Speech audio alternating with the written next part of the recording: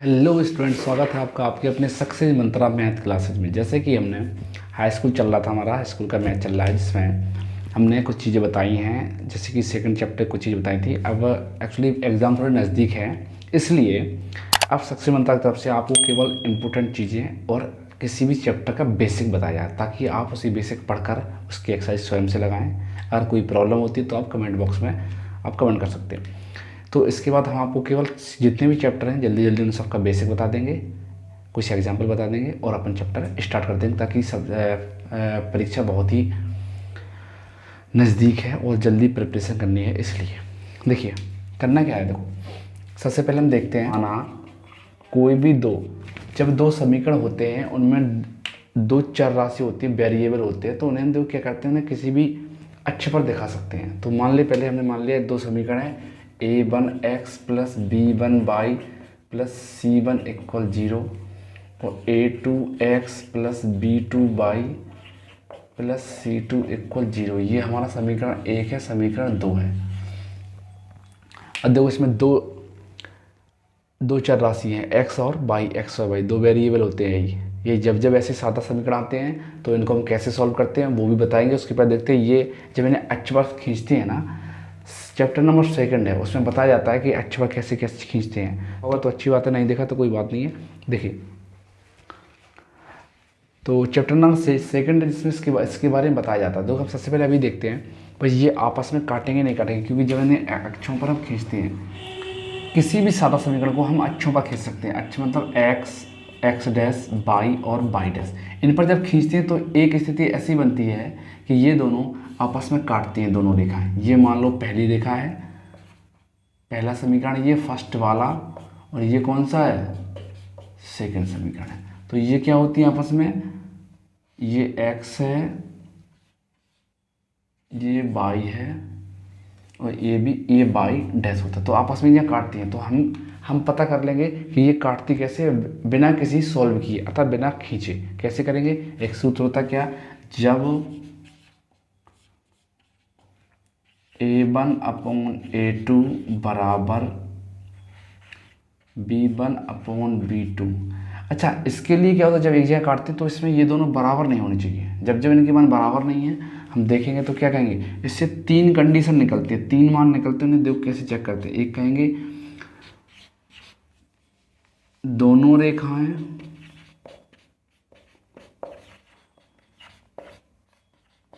एक बिंदु पर प्रतिच्छेद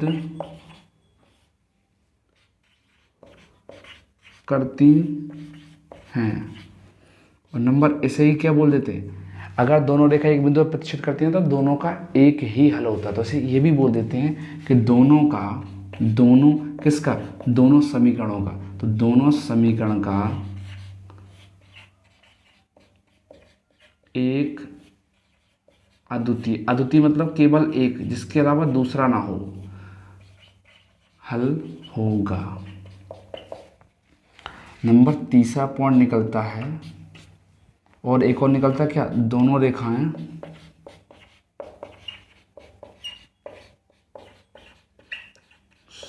संगत हैं।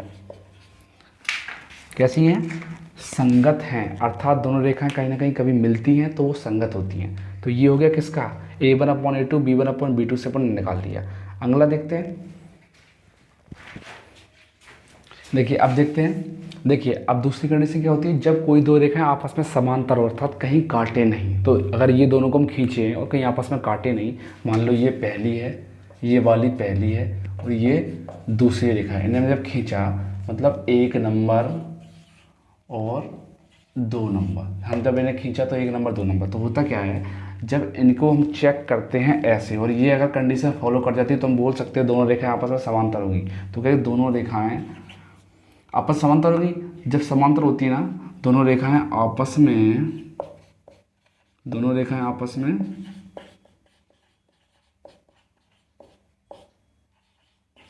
समांतर हैं। एक तो ये हो गया। अब एक और कंडीशन देखिए, दोनों समीकरणों का कोई हल नहीं होगा। क्यों नहीं होगा? देखिए हल जब भी होता है जब ये आपस में कहीं एक बार काटती हैं। तो देखिए पिछले में एक बार काट रही थी तो वहाँ एक हल था, यहाँ कहीं नहीं काट रही तो कोई हल नहीं होगा। इसके बाद क्या, दोनों रेखाएं संपाती नहीं होंगी। जब भी कहीं एक बार मिलती है तभी संपाती होती, जब नहीं मिलती तो संपाती नहीं होती। तो हम कह सकते दोनों रेखाएं संपाती नहीं होंगी, नहीं होंगी। ये हो गया इसका। अगली कंडीशन देखते हैं।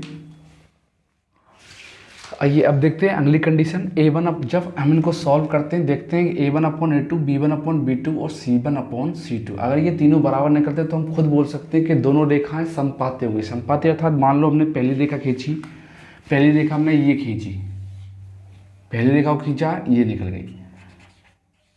और अगर हम दूसरी खींची और वो भी ऐसी आई, मान लो इसके बिंदु कहीं यहाँ पे आए, पहली रेखा के मानो बिंदु ऐसे आएंगे, इनको मिला देंगे।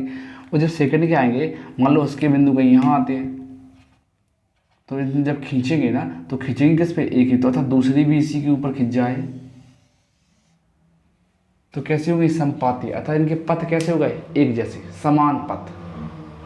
तो अर्थात इनके पथ कैसे हो जाएंगे, समान हो जाएंगे। जब समान पथ हो जाएंगे तो कंडीशन क्या होगी, जहाँ पर हमें कैसे पता चल जाएगा, जब A1/A2, B1/B2 और C1/C2 बराबर होगी तो उनके पथ कैसे हो जाएंगे, समान। तो रखें दोनों रेखाएं आपस में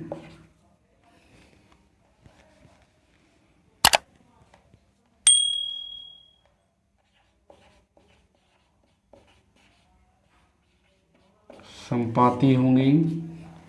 दोनों समीकरण के अनेक हल होंगे।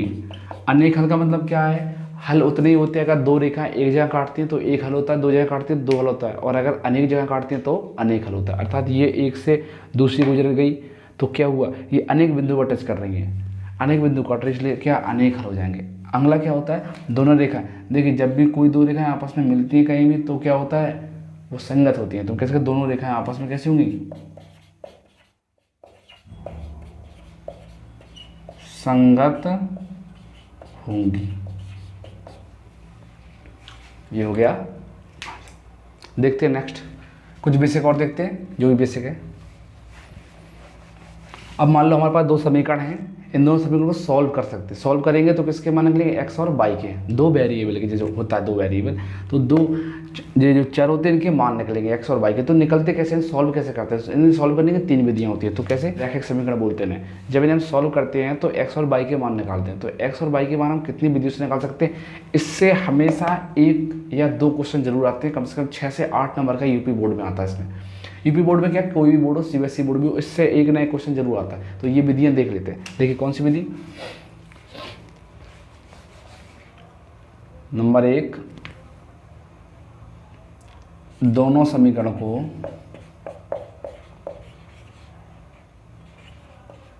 दोनों इक्वेशन को हम क्या करेंगे, सॉल्व, हल करने की तीन विधियां, अर्थात हमने तीन मेथड से हल कर सकते हैं। नंबर 1 जिसे बोलते हैं हिंदी में विलोपन विधि। क्या बोलते हैं, विलोपन विधि। जबकि इंग्लिश में क्या बोलते हैं इसी चीज़ को, एलिमिनेशन, एलिमिनेशन मेथड। नंबर दूसरी जिसे बोलते हैं प्रतिस्थापन, स्थापन विधि, जिसे हम बोलते हैं सब्स्टिट्यूशन,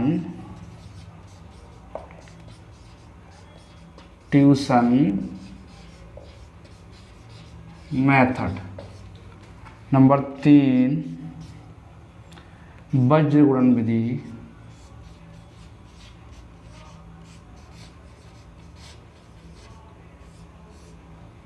जिसे हम बोलते हैं क्रॉस मल्टीप्लिकेशन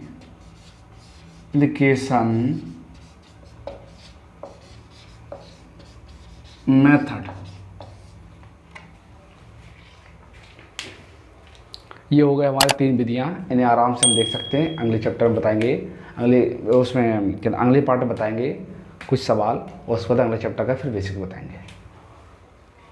थैंक यू।